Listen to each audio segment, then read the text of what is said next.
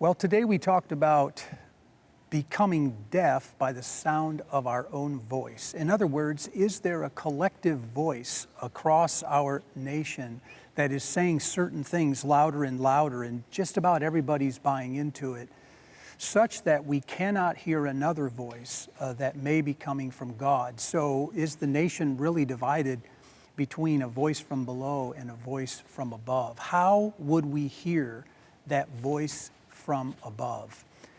By using the story of Balaam's donkey in Numbers chapter 22. Read the story yourself if you haven't had a chance to do it. It's a delightful, humorous, outrageous story that communicates an important truth. God is able to speak to us by using ways and people that we wouldn't expect. Much of the time, these ways and people feel negative, like donkeys. They are stubborn, they're obstinate, they're painful, they say mean things, and we just as soon be rid of them. But if we don't listen to those voices, those things that we don't like in our lives, then we might be missing some of the most important things God is trying to tell us. So I listed a few. And here's how you might use them in your study. I'm going to give you the list again, and you might just write them down, and then ask the members of your group to think of a time when maybe God spoke to them through one of these, if you will, donkeys. One of those is circumstances. It's an arrangement of things that just happen kind of spontaneously, but in the perfect storm, and they create a bad situation. Did God speak to any one of your members through that? Another one is people. Critical, sometimes mean-spirited, they're negative. And a third one's criticism. When they demean us or they undermine our performance, they're not flattered by us, in other words, and we would rather be flattered. Fourth one is interruptions.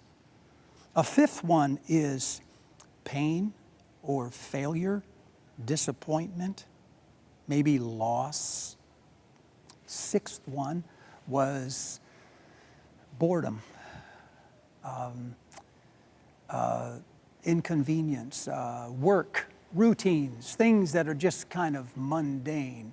So you might list those things in front of your group and just give everybody a chance to collect themselves, and then ask them, did God ever speak to you through one of these situations, which, like donkeys, are slow and stubborn and really inconvenient?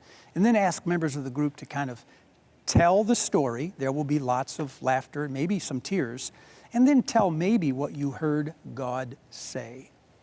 As people are talking, you might start to find clusters that are very much like another list that I gave in the sermon. These are the kinds of things that God can say. Sometimes there are words of encouragement, affirmation, so you'll hear some people testify about those times.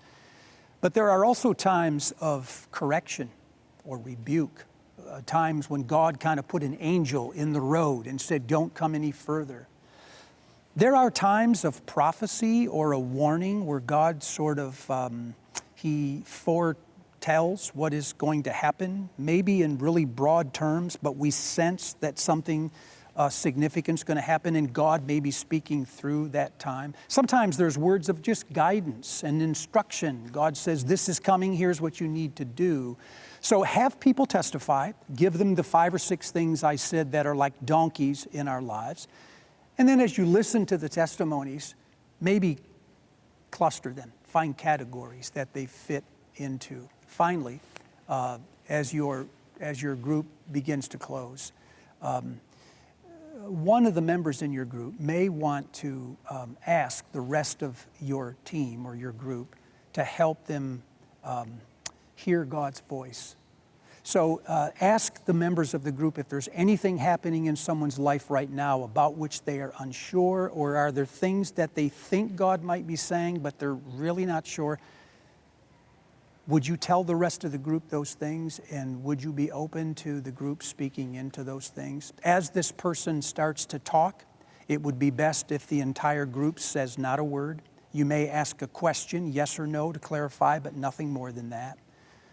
And then after this person's finally through talking, nobody say anything for maybe 2 or 3 minutes.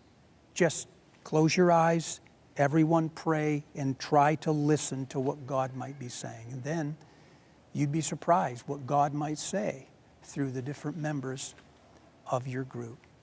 We do this frequently in meetings here. I do this with people that I know very well. I'd encourage your group to do it as well.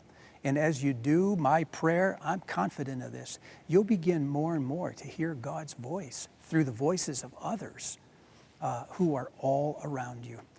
I love you guys. I believe in what you're doing. And I'm here for you and with you in everything.